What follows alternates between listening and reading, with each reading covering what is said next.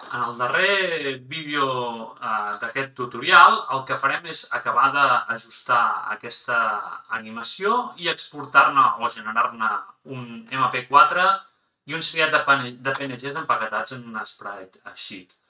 El primer que farem doncs, és fer visible la línia de terra, mostrar-ne l'esquelet, i el primer que farem és exagerar una mica aquest moviment, donar-li una mica de moviment vertical, sobretot quan planta els peus, que pugi i baixi una mica en aquest cicle de caminar per fer-ho una mica més exagerat. Així doncs el que farem és el keyframe número 1 baixar una mica aquest centre de gravetat, ajustar-ne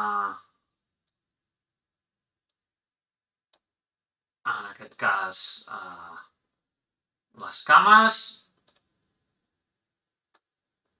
Aquest petit desfase el duplicarem al keyframe número 13, on també n'ajustarem una mica les cames.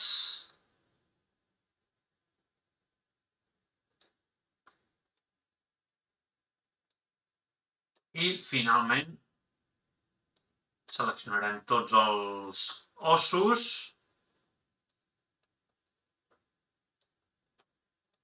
i els duplicarem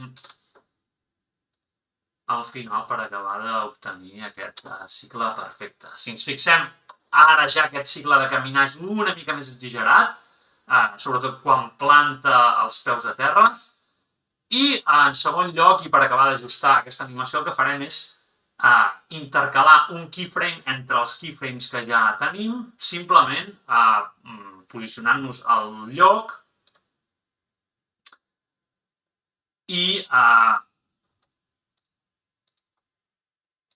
calibrant-ne una mica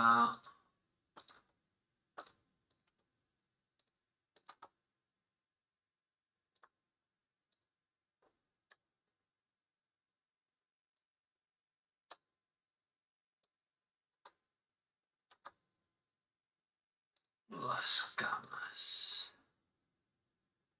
per sobre de la línia de terra. En aquest cas potser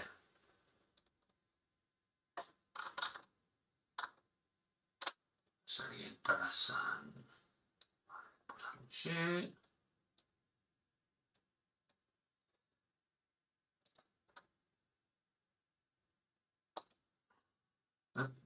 Que seria el 16.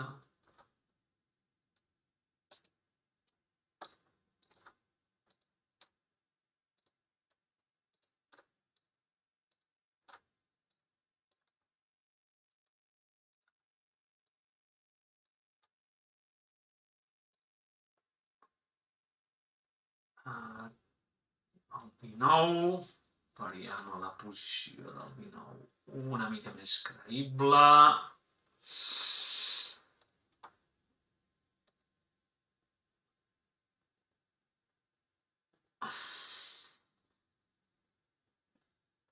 Aproximadament aquí.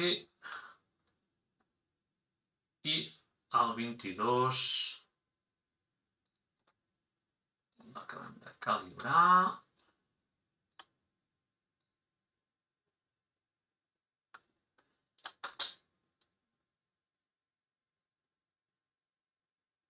Veiem, quasi tenim ja ajustada aquesta animació. L'únic que podríem fer és, en aquest keyframe, tant el primer com el final, girar una mica més aquest peu cap enrere per donar una mica més de sensació de velocitat. En aquest cas ho farem a l'1. Posarem així.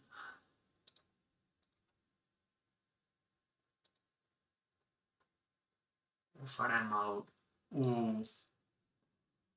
Vale. I el dupliquem.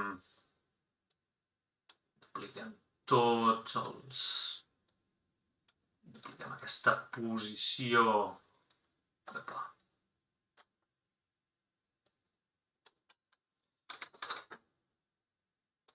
Al final Vale. I veuríem que ja tindríem aquesta animació si n'amaguem l'esquelet. Ja la tindríem. En aquest cas es podria millorar molt més. Es tracta d'un exercici introductori, d'introducció de l'animació. Per tant, el deixarem tal qual. I començarem a preparar-ho ja per exportar aquesta animació a un MP4. El primer que hauríem de fer és fer que no siguin visibles al render, o sigui, desactivar aquesta camareta en aquest punt, tots els elements que hem fet servir com a referència. En aquest cas, l'esquelet també el desactivarem, els robot rep i fins i tot la càmera, tot i que normalment no es renderitza. Els desactivarem també a la visió, en aquest cas, desactivant l'ull. I el que podem fer ja és exportar aquest MP4. Per fer-ho, el que farem és anar-nos aquí en aquesta pestanya que posa agressió o output, agressió des del meu punt de vista, com ja he dit altres vegades, una mica forçada la traducció al català, però bueno, seria vàlida en aquest punt. I el primer que faríem és donar un nom a aquest arxiu, un nom significatiu, robot walk cycle, per exemple,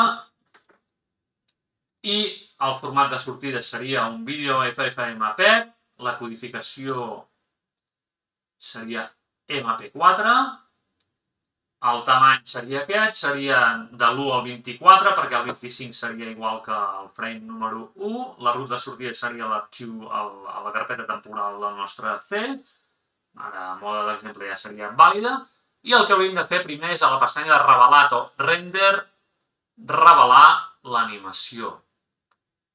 En aquest cas sembla que és correcte, i si ens fixem, visualitzar animació,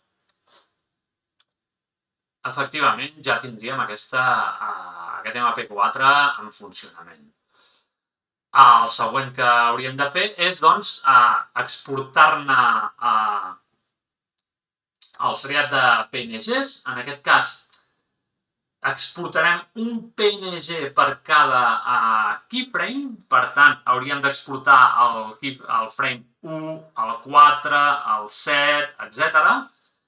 I per definir això a Blender, el que farem és l'apartat de ritme, li direm que en renderitzi un de cada 3 frames, mantindrem el nom perquè no se solaparà perquè serà un diferent format, en aquest cas un PNG, i molt important activar el canal alfa perquè pugui ser transparent i puguem veure el fons en el cas que seqüenciem aquests PNGs a sobre d'un fons al nostre motor gràfic preferit. Cliquem a RGBA i si ens fixem a la finestreta, si cliquem al mode de visualització de render, encara tenim aquest fons de color blanc. Això és perquè el que hauríem de fer és definir el paràmetre de render de pel·lícula, clicar que sigui transparent. En aquest cas ja se'ns veu transparent. I el que faríem, tornant a la pestanyeta d'agressió o output, seria potser el 24 no renderitzar-lo, en aquest cas seria fins al frame 22, perquè aquest seria el darrer keyframe que ens renderitzaria, el 25 seria igual que l'1, i potser en el cas que es tracti d'una sèrie de sprites per un joc tipus pixel art, de plataformes molt simple, potser el que faríem és posar la resolució de píxels a la meitat, tot i que podria ser que encara fos una mica gran pel tipus de joc. Un cop hem definit tots aquests paràmetres, els repassem, efectivament estaria bé, PNG, RGBA, el nom, de l'1 al 22 cada 3, i 256 per 256, i el que faríem és, com hem fet anteriorment, revelar l'animació, visualitzar-la, i veurem que efectivament tenim aquest sprite aquesta sèrie de sprites en funcionament que són aproximadament el que havíem planejat. Tot seguit, el que podem fer és veure efectivament el que ens ha gravat. En aquest cas, el que podríem fer és del nom del MP4 borrar la numeració, i tindríem aquí els diferents sprites que hauríem d'empaquetar en un sprite sheet. En aquest cas, si ens anem a la pàgina Code and Web, veurem que tenim aquest Free Sprite Sheet Packer que ens mostra aquest layout de mostra que borrem i afegim els nostres sprites. En aquest cas, si ens anem a la carpeta temporal i els seleccionem, se'ns mostren ja aquí, efectivament en aquest fons transparent, i el que podem fer és donar-li un layout horitzontal, que seria el layout més lògic per seqüenciar, i un cop hem definit això, el que faríem és descarregar-ne aquest sprite sheet, li podríem posar robot walk cycle sprite sheet i el podríem gravar a C Windows Temp. Si veiem, doncs, si ens fixem, doncs, en la nostra carpeta temporal, ja tindríem els tres elements. En aquest cas tindríem aquest MP4 per previsualitzar aquesta animació, tindríem aquesta sèrie de PNGs que hem exportat amb els quals hem generat aquest sprite sheet. Per tant, aquí finalitzaria l'exercici d'aquest cicle de caminar d'aquest robot fet amb ossos mitjançant el workflow d'animació 2D de Blender. Espero que us hagi interessat i us remeto al següent conjunt de videotutorials.